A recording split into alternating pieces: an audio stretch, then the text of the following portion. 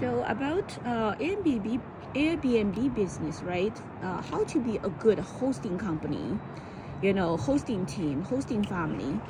This is something that I always believe moral discipline gonna help greatly. And that is the reason I consider that, when I bring you here, you always want to deliver moral education, correct? And we have a little moral classroom in Flushing, and every day you study morality, the moral book, and it's called 自性反省圣的明心道德经, right? It's about reflecting internally and to see inwardly of your mind and to detect your imperfection within yourself in comparison to the divine beings standard set up for humanity. Look, the divine being, the divine beings, they created human body, and they put in morality within the human body. Okay, so that's why Mr. Yugen says, humanity is morality. Mr. Yugen says, if you are human, how can you not practice morality? Because you are made of morality. You are composed of morality.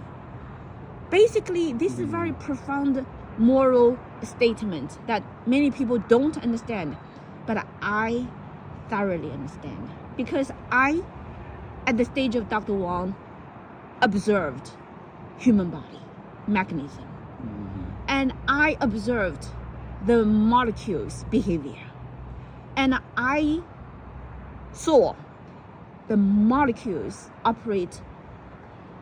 They have an operational model. That operation model is called morality. So human moral disciplines are actually ingrained inside of us, in every one of us, in every molecule, in every cell, in every tissue, in every organ. It's inside of our entire physical body system. The divine being, when creating human body, the principle behind it, the law behind the human body is morality. You get it? Yeah. Okay, so moral disciplines is not external, it's internal.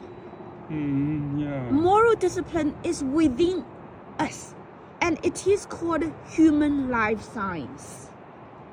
So when Dr. Wang studied human life science, Dr. Wang was simply being reminded the original mechanisms of human existence, which is the microcosmic manifestation of human morality. So when Dr. Wang came into this human world and born in the Communist Party's members' family, with the mother and the father already made a vow to dedicate their life to the evil Chinese Communist Party, CCP. The mother and father's brain were controlled by the CCP, and this little girl came into the CCP party members, extremely dedicated CCP party members' home.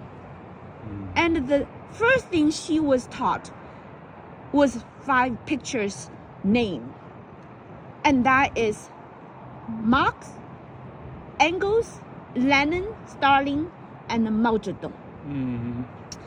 Dr. Wang's first education in this world, before knowing how to say mom and dad, she was taught how to say those 5 names. Okay, you can see how dangerous she was putting into the situation. Dr. Wang, first of all, when she was in mom's belly, in the uterus, the mother was instructed to abort her by the CCP leaders. The CCP leader said to her, "You are a Communist Party member. You cannot have another child anymore. Go to abort this child." So Dr. Wang's mother followed the order because she already made a vow to follow CCP. So she went into the hospital. It's the number 4, Wuxi number 4 hospital. Okay, and the grandmother, Gen Di. Remember I told you Yue Gen, right? There are two Chinese characters. The mother's name is Yue Qin, Yue, the moon. The moon piano is the mother's name, okay? And the grandmother's name is Gen Di. Gen means root. Di basically means feminine. The root of feminine power is the grandmother's name, okay? And moon piano is the mother's name. And so the grandma and the mother's first, the first name, initial is Yue and Gen. Understand? So it was spiritually planned for this kind of situation to ultimately awaken the spirit of me today and understanding my relationship with the Shen De Dao teacher. It was all very carefully planned. But anyway, Mr. Yue Gen was sent by our Creator to come to the human world and landed in South Korea. And then he was enlightened to the truth, and heaven gave him the moral book. And he recorded it. And then he enlightened that he must go to China to find a lady. And then the war started, and he could not go to China, correct? And then after that, he passed away. Anyway, then he reincarnated into China, okay? So everything was very, very carefully planned. He reincarnated into China, and then he showed up back in the human world as a little girl in the Communist Party members' home. Okay. You know why that is arranged? It's because his understanding of morality from the heavens, needs to be validated to see whether it works or not.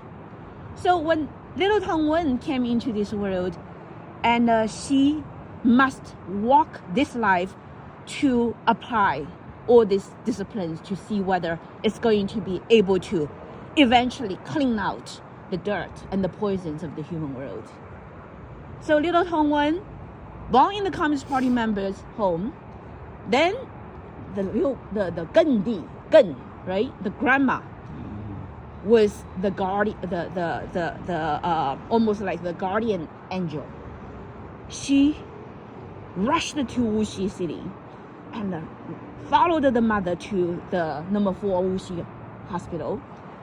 And the grandma told the little Tongwen this story.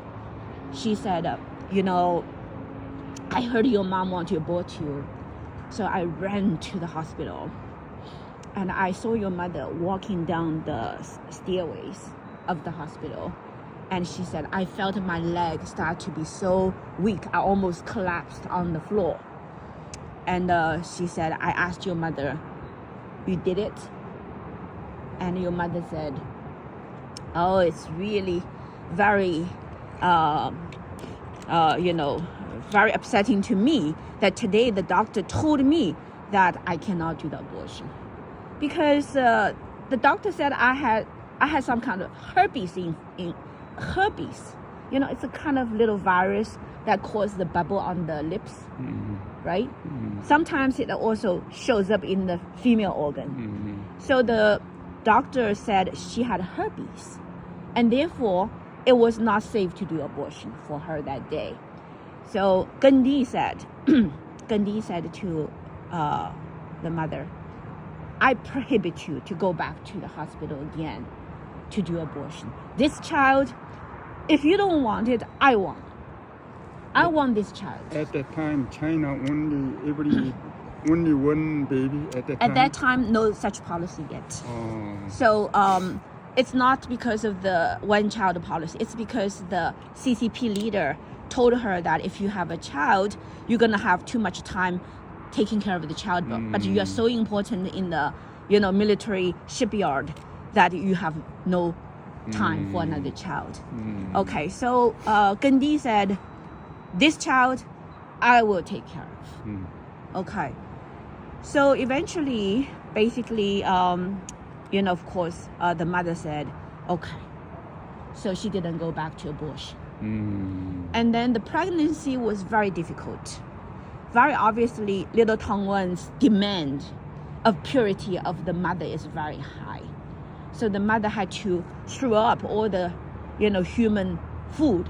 So throughout the pregnancy, the mother could not eat or drink. Anything she goes into her, she all threw up. So it was a very difficult, a pregnancy period of time, but it is also a purification process for the mother in every regard. So the mother, although, she had to go through all this hardship, but in her heart, she knows this child is very precious, very precious.